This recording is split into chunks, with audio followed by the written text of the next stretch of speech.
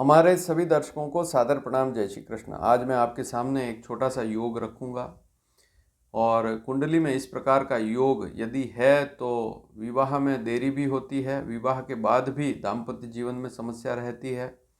सबसे बड़ी बात, जिसकी कुंडली में चाहे लड़का हो चाहे लड़की, जिस किसी की कुंडली में इस प्रकार का योग अगर है तो उनका स्वभाव भी थोड़ा सा तेज रहता है, खान पान भी थोड़ा सा अव्यवस्थित रहता है। अगर खान पान सही नहीं है तो उस पर भी ध्यान देवें। परिवार में भी थोड़ा सा व्यवहार में कटुता रहती है। तो कुल मिलाकर यह स्थिति विवाह से पहले भी ठीक नहीं है। जहां आप जिस परिवार में रह रहे हैं वहां पर भी क्लेश वाली स्थिति रहती है, स्वभाव में थोड़ी सी तेजी रहती है और विवाह के बाद भी समस्या होती है और विवाह होने में भी देरी होती है। और इसका उपाय क्या करें, इसके बारे में भी जानकारी दूंगा। सामान्य सा योग है कुंडली में। इस योग को आप आसानी से देख सकते हैं, सीख सकते हैं, समझ सकते हैं और समय रहते इसका उपाय करेंगे तो लाभ भी आपको अवश्य मिलेगा। तो इस योग को कैसे देखें, कुंडली में इस योग को कैसे समझें? आपको अपनी लग्न कुंडली खोलनी है और यदि विवाह की बात हो रही है तो सप्तम भाव को देखना पड़ेगा। तो आपकी जो कुंडली है, लग्न कुंडली D1 चार्ट, उसमें दो भावों पर ध्यान दें। एक तो द्वितीय भाव और दूसरा सप्तम भाव। इन दो भावों को ध्यान से देखें। एक तो दूसरा भाव और एक सातवां भाव। यहाँ पर आपको चित्र द्वारा स्पष्ट दिखाई दे रहा होगा। जहाँ पर सप्तम भाव लिखा है उस भाव को देखना है और जहाँ पर द्वितीय भाव लिखा है उस भाव को देखना। अब इस योग में सप्तम भाव में कोई ग्रह नहीं होगा तब भी यह योग बनेगा। लग्न में भी कोई अशुभ ग्रह नहीं है तब भी यह योग बनेगा। कैसे बनेगा? सबसे पहली स्थिति, सप्तम भाव का स्वामी यदि मंगल है, ध्यान से नोट कर लेवें, लिख लेवें चाहें तो। आपकी कुंडली में सप्तम भाव का स्वामी यदि मंगल है, कहने का तात्पर्य ऐसी स्थिति में आपकी जो कुंडली है, चाहे लड़का हो चाहे लड़की, उनकी कुंडली में सप्तम भाव में या तो 1 का अंक लिखा हुआ होगा या 8 का अंक लिखा हुआ होगा। ध्यान से नोट कर लीजिए, तभी ऐसी स्थिति बनेगी। सप्तम भाव का स्वामी मंगल हो, पहली स्थिति। सप्तम भाव का स्वामी मंगल है, सप्तम भाव में 1 अंक लिखा हुआ है या 8 का अंक लिखा हुआ है तो ध्यान से देखें अपनी कुंडली। 1 अंक सप्तम भाव में लिखा हुआ है तो तुला लग्न होगा, 7 नंबर लग्न में होगा। 8 का अंक अगर सप्तम भाव में लिखा हुआ है तो वृषभ लग्न होगा, तब ऐसी स्थिति बनेगी। अब योग कैसे देखें? तो सप्तम का स्वामी यदि मंगल है और मंगल दूसरे भाव में बैठा हुआ है, ध्यान से देखें और नोट कर लें। सप्तम का स्वामी मंगल दूसरे भाव में बैठा हुआ है और साथ में मंगल के साथ में या तो केतु है या राहु है, तो इस प्रकार का योग बनेगा। उपाय क्या करें यह भी बताऊंगा इस वीडियो में। तो सबसे पहली स्थिति आपने समझ ली कि सप्तम भाव का जो स्वामी है वह मंगल ही है और वह मंगल दूसरे भाव में बैठा हुआ है और मंगल के साथ में केतु है या राहु है, तो इस प्रकार का योग बनेगा। यह योग शुभ योग नहीं कहलाता है। और मंगल की यदि दशा है और आपका खान पान सही नहीं है तो आपका स्वास्थ्य भी प्रभावित होगा, स्वास्थ्य भी खराब हो सकता है, उस पर भी आपको ध्यान देना पड़ेगा। और यदि मंगल के साथ जो ग्रह बैठा हुआ है उसकी दशा है, जैसे केतु की है या राहु की दशा है, तब भी स्थिति वहाँ पर स्वास्थ्य पर ध्यान देना पड़ेगा और व्यवहार पर भी ध्यान देना पड़ेगा। आपका व्यवहार यदि तेज है तो व्यवहार पर थोड़ा सा ध्यान देवें, उससे काफ़ी लाभ आपको मिलेगा। दूसरी स्थिति, सप्तम भाव का स्वामी यदि सूर्य है, ध्यान से देखें वापस कुंडली को। सप्तम भाव में 5 का अंक लिखा हुआ है, कुंभ लग्न हो तभी यह स्थिति बनेगी। लग्न में 11 का अंक लिखा हुआ होगा, सप्तम भाव में 5 का अंक लिखा हुआ होगा। सप्तम भाव का स्वामी तभी सूर्य होगा जब सप्तम भाव में 5 का अंक लिखा हुआ होगा, क्योंकि 5 नंबर सिंह राशि का होता है और सप्तम भाव का स्वामी सूर्य दूसरे भाव में राहु या केतु के साथ बैठ जाए तब भी ऐसी स्थिति बनती है। वहाँ पर भी स्वभाव में तेजी, खान पान पर भी थोड़ा ध्यान देना पड़ेगा। इसके अलावा आँखों पर भी ध्यान देना पड़ेगा। दांतों में कोई समस्या है, मुख में कोई रोग है, तब भी ध्यान देना पड़ेगा। खान पान अच्छा नहीं है तब भी ध्यान देना पड़ेगा।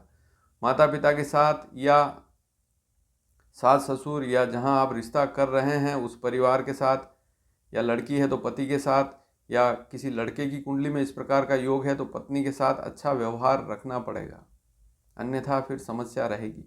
व्यवहार में बदलाव नहीं करेंगे तो समस्या फिर बढ़नी ही है। हालांकि व्यवहार में एकदम बदलाव नहीं किया जा सकता, जिसको बहुत गुस्सा आता है उसका व्यवहार बदलना बड़ा मुश्किल है। फिर भी मैं जो उपाय बताऊं वह अवश्य करें। इस वीडियो के अंत में उपाय भी बताऊंगा। तीसरी स्थिति, अगर किसी लड़के या लड़की की कुंडली में सप्तम भाव में 10 या 11 का अंक लिखा हुआ है, सप्तम भाव का स्वामी शनि है, और ऐसी स्थिति में सप्तम भाव में 10 का अंक लिखा हुआ होगा या 11 का अंक लिखा हुआ होगा। यदि सप्तम भाव में 10 का अंक लिखा हुआ होगा तो कर्क लग्न की कुंडली होगी, और सप्तम भाव में 11 का अंक लिखा हुआ होगा तो सिंह लग्न की कुंडली होगी।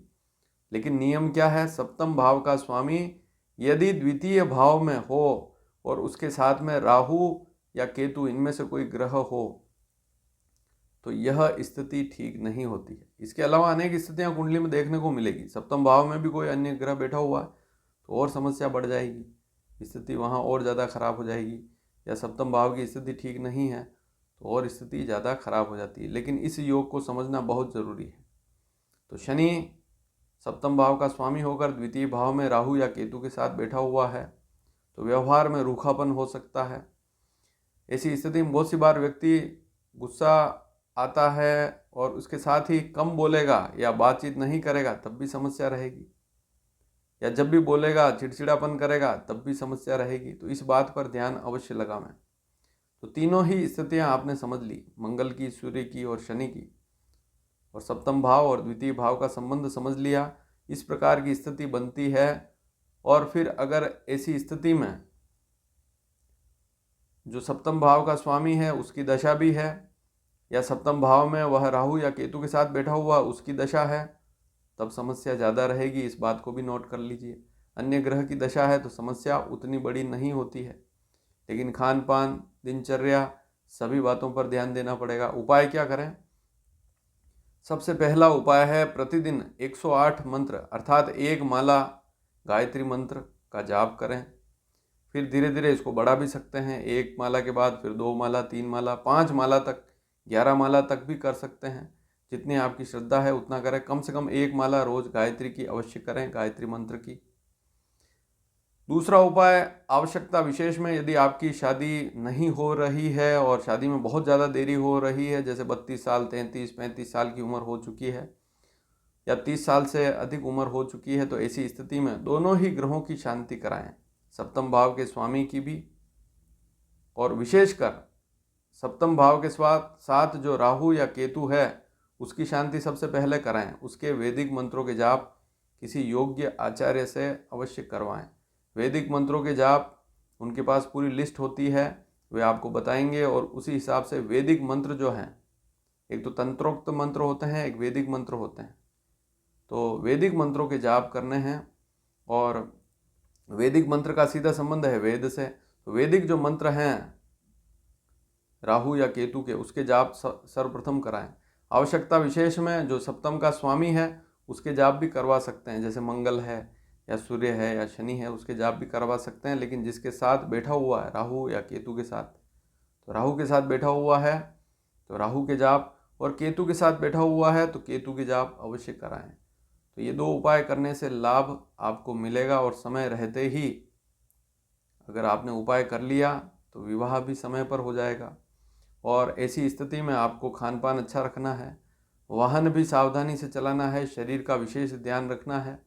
और अगर आपके साथ ऐसा हो रहा है तो सावधानी अवश्य रखें, इस बात को आप नोट कर लीजिए। और अगर आपकी आयु कम है अभी, और माता पिता अगर इस वीडियो को देख रहे हैं या आप स्वयं इस वीडियो को देख रहे हैं और आपकी कुंडली में ऐसा योग है, तो समय रहते ही जागरूक हो जाएं। विवाह के लिए जल्दी ही तैयारी करेंगे तो समय पर विवाह होगा, और यदि विवाह में देरी की तो फिर आगे जाकर यह योग विवाह होने नहीं देगा, और विवाह हो भी गया तो विवाह के बाद भी समस्या रहेगी। इसलिए उपाय अवश्य करें।